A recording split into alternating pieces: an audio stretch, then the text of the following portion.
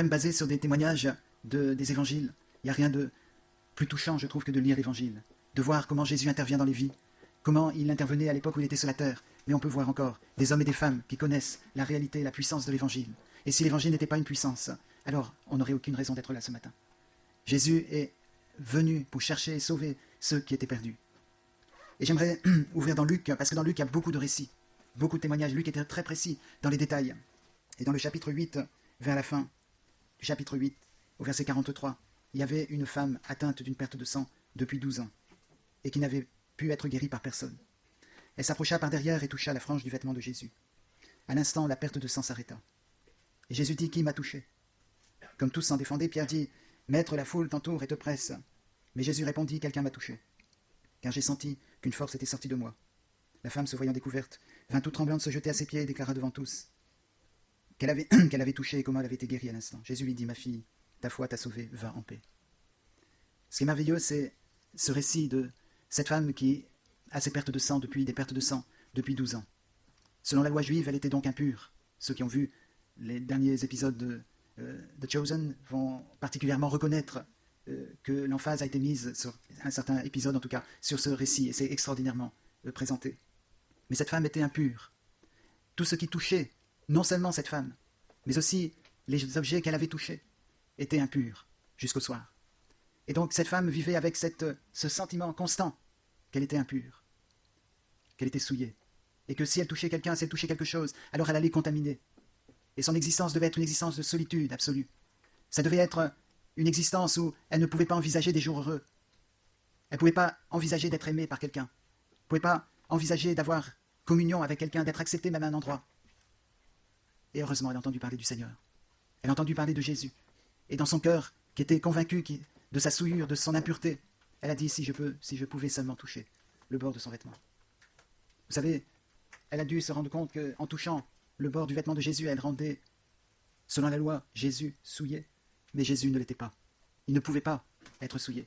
C'est d'ailleurs par son sang que nous sommes rachetés. C'est par son sang que nous sommes lavés. C'est quelque chose de très étrange, n'est-ce pas, que les pharisiens ne devaient pas comprendre. Quand il a dit « Ceci est mon corps et ceci est mon sang », quand il a présenté le vin et le pain et le vin. Vous ne pouvez pas comprendre que le sang de Jésus pouvait être pur. Et non seulement être pur, mais purifié. Et cette femme a été purifiée à l'instant même, lorsqu'elle a touché le bord du vêtement de Jésus. Elle a été purifiée parce que le sang qui n'avait pas encore coulé à la croix du calvaire a pu laver cette femme. Elle a pu être régénérée. Il nous est dit qu'elle a immédiatement pris conscience qu'elle était guérie. Et Jésus a dit, quelqu'un m'a touché. Je voudrais vous demander, est-ce que vous avez touché Jésus? Peut-être vous allez dire, j'ai été touché par Jésus. Il m'a touché, il a parlé à mon cœur et ça m'a touché. Mais je voudrais vous demander, est-ce que vous avez touché Jésus? Est-ce que vous avez touché le bord de son vêtement? Est-ce que vous pouvez dire, je suis guéri de mon impureté? Je suis guéri de cette faiblesse dans ma vie, parce que la caractéristique des pertes de sang, c'est l'anémie, bien sûr, une grande fatigue, un épuisement. Et cette femme, elle était dans cet état en permanence. Et lorsqu'elle a touché Jésus, Jésus a dit, une force est sortie de moi. C'est extraordinaire, n'est-ce pas? Il lui a donné sa force. C'est pas qu'il a perdu, c'est la force lui-même pour la donner à cette femme. C'est qu'il a porté sur lui sa faiblesse, pour qu'elle puisse recevoir sa force. Et cette femme savait probablement qu'elle était guérie à cause de la force qu'elle a ressentie, tout de suite. Parce que pour constater que les saignements s'étaient arrêtés, il fallait certainement attendre plusieurs heures ou plusieurs minutes pour en être sûr. Mais là, elle a reçu la force de l'Esprit de Dieu. Elle a reçu le Saint-Esprit. Ne croyez pas que le Saint-Esprit n'a été donné qu'à la Pentecôte. Il était donné là, à cette femme. Parce que la force qui sort de Jésus, c'est le Saint-Esprit. Elle a été donnée, cette force, à cette femme. Il lui a dit, ma fille, ta foi t'a sauvée, va en paix. Va en paix. Seigneur donne cet ordre. Dieu parle à plusieurs personnes. Il a dit à Abraham dans Genèse chapitre 12, va, quitte ton pays. Il a dit à Jonas, lève-toi et va à Ninive. Il a dit à Ananias dans le Nouveau Testament, lève-toi et va à tel endroit et tu trouveras un homme nommé Saul de Tarse. Et le Seigneur, quand on vient à lui, nous dit, lève-toi et va. Je veux t'envoyer pour quelque chose. Je veux t'envoyer là où l'Esprit te conduira et tu feras ma volonté. Cette femme a témoigné. Elle était, je peux imaginer les pharisiens, les juifs en général, dire, mais elle est quand même impure, n'est-ce pas? Mais elle devait savoir dans son cœur que même si les hommes étaient méfiants à son égard, elle était libre. Est-ce que ce matin, vous pouvez dire, je sais que Jésus m'a purifié, je sais que je suis libre?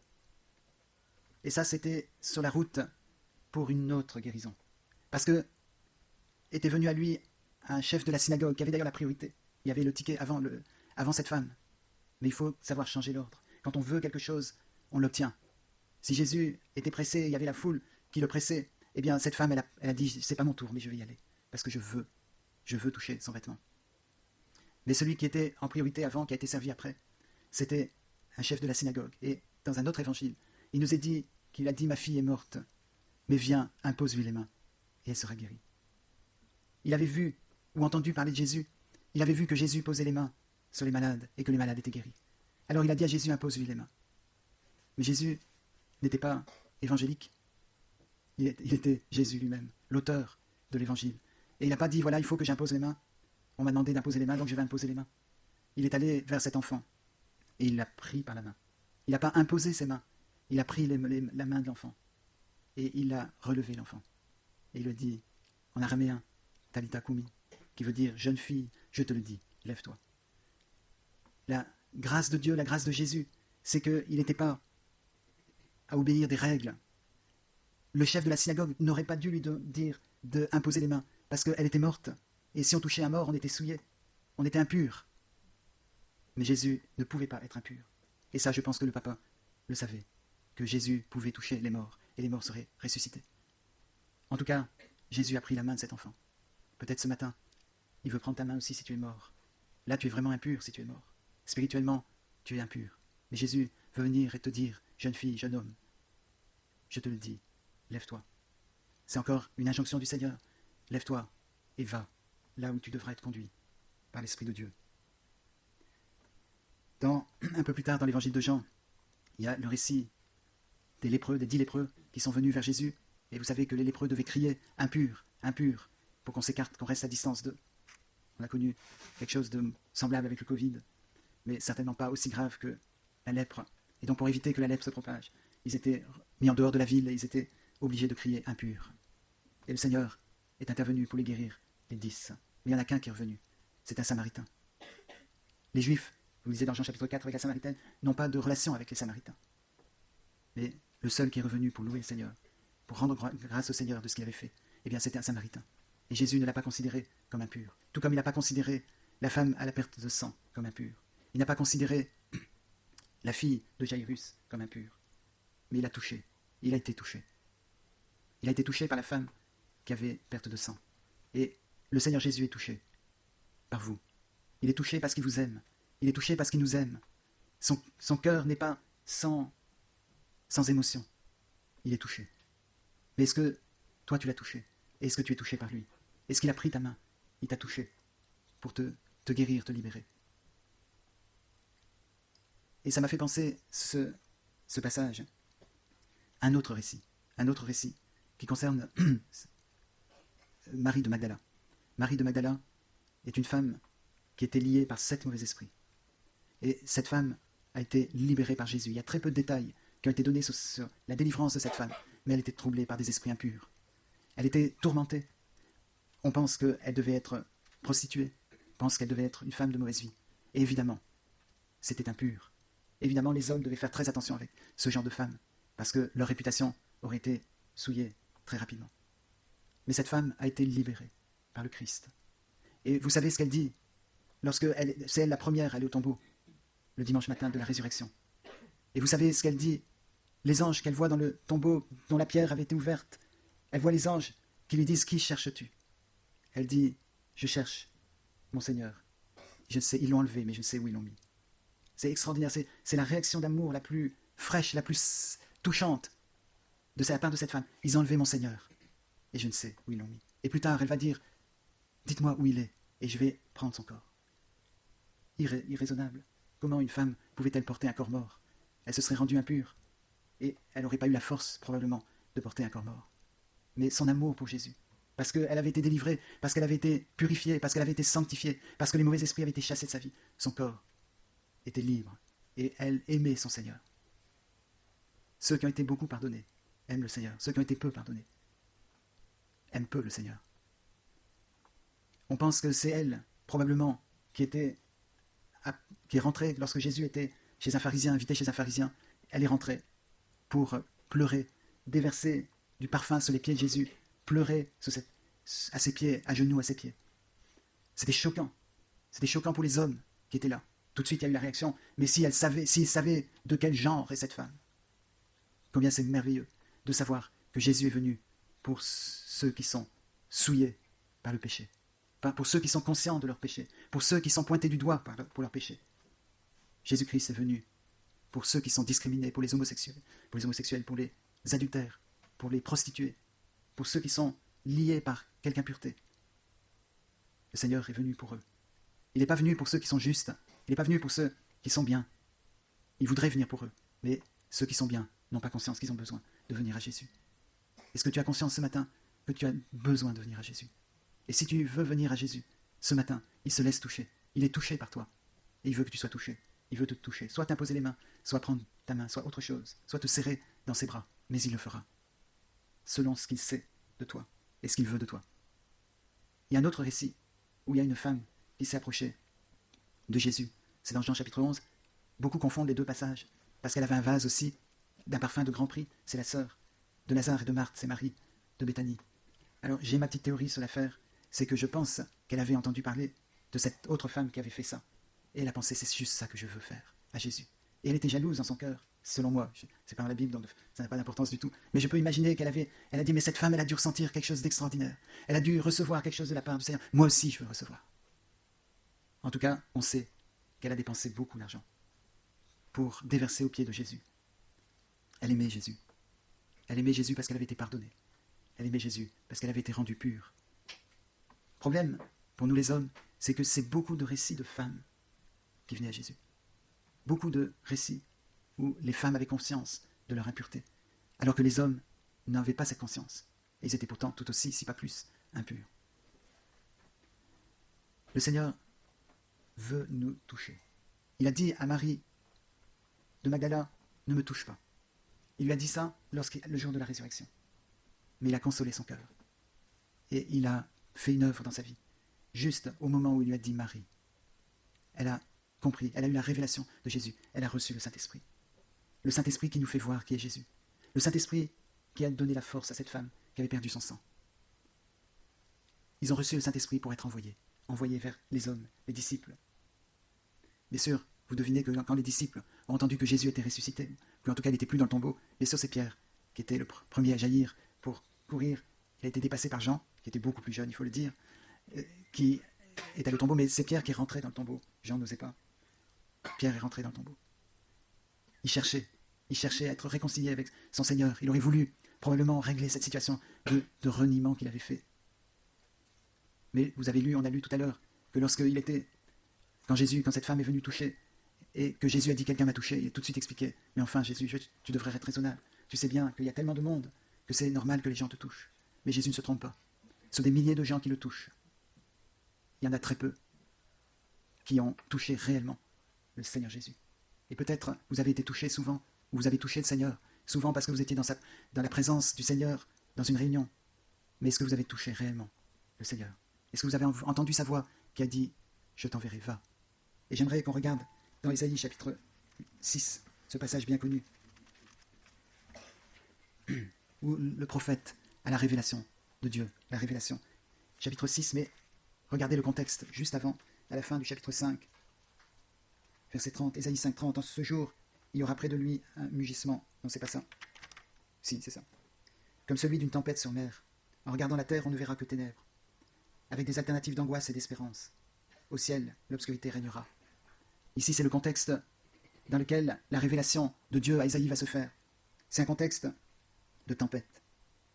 En regardant la terre, on ne verra que ténèbres avec des alternatives d'angoisse et d'espérance. Au ciel, l'obscurité régnera. J'ai l'impression que c'est ce qu'on va vivre en 2024. C'est pas prophétique, c'est du bon sens, n'est-ce pas? Le Seigneur donne le bon sens. On voit que les choses vont mal. On voit qu'on aura des alternatives d'angoisse et d'espérance. On va regarder le ciel, et le ciel sera obscurci. Mais vous avez lu la semaine dernière, Ésaïe chapitre 9. On va venir à Ésaïe chapitre 6. Mais pour comprendre la transition entre ce qu'on vient de lire et le chapitre 6, eh bien on va aller au chapitre 9. Le peuple qui marchait dans les ténèbres voit une grande lumière. Et c'est là l'évangile, c'est Jésus. C'est le chapitre qui prédit, qui annonce la venue de Jésus sur le peuple qui marchait dans les ténèbres. Le peuple qui marchait dans les ténèbres voit une grande lumière.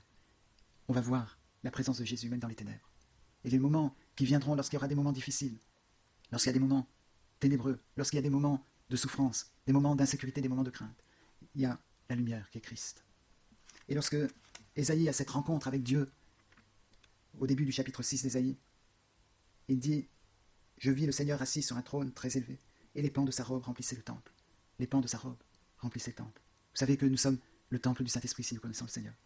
Et on n'a plus besoin de toucher le bord des vêtements de Jésus, parce qu'il est venu faire sa demeure dans le temple de nos vies, et sa robe remplit le temple. Toute notre vie est touchée par le vêtement de Jésus. Tous les domaines de notre vie sont couverts par ce vêtement. Des séraphins se tenaient au-dessus de lui. Ils avaient chacun 6 ailes, 2 dont ils se couvraient la face, 2 dont ils se couvraient les pieds, et 2 dont ils se servaient pour voler. Ils criaient l'un à l'autre, Saint, Saint, Saint est l'Éternel des armées. Toute la terre est pleine de sa gloire. Les portes furent ébranlées dans leur fondement par la voix qui retentissait, et la maison se remplit de fumée. Alors, est-ce que vous voulez vivre ça? Est-ce que vous voulez vivre cette présence de Dieu dans nos vies où les pans de sa robe remplissent tout et nous purifient complètement?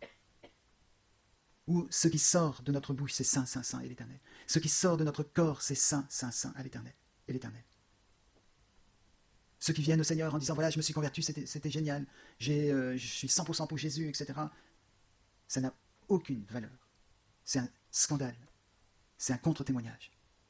Ceux qui viennent à Jésus sont conscients qu'ils sont impurs, et ils sont conscients que Dieu est saint, et qu'ils ont besoin de la présence de Dieu, de ce vêtement qui couvre toute leur vie, qui touche en permanence leur cœur pour les purifier.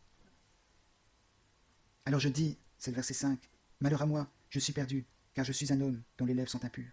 J'habite au milieu d'un peuple dont les lèvres sont impures, et mes yeux ont vu le roi, l'Éternel des armées. » Mais l'un des séraphins vola vers moi, tenant à la main une pierre ardente qu'il avait prise sur l'autel avec des pincettes. Il en toucha ma bouche, et dit, « Ceci a touché tes lèvres, ton iniquité est enlevée, ton péché est expié. » J'entendis la voix du Seigneur disant, « Qui enverrai-je, et qui marchera pour moi, pour nous ?» Je répondis, « Me voici, envoie-moi. » Le Seigneur veut toucher tes lèvres. Il a touché les lèvres de cette femme qui a touché le bord du vêtement de Jésus.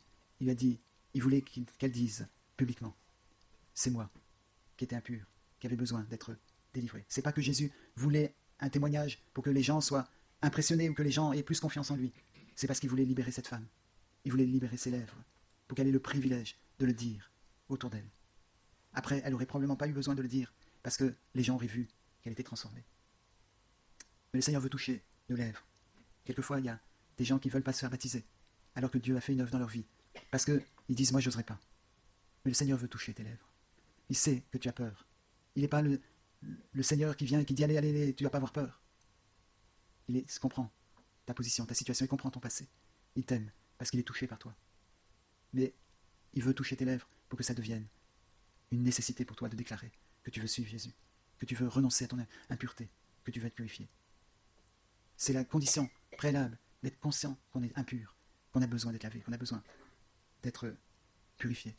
Et c'est le sang de Jésus qui, dans la culture juive, instaurée par Dieu lui-même, le sang souille les personnes qui sont en contact avec le sang d'un animal ou d'un humain.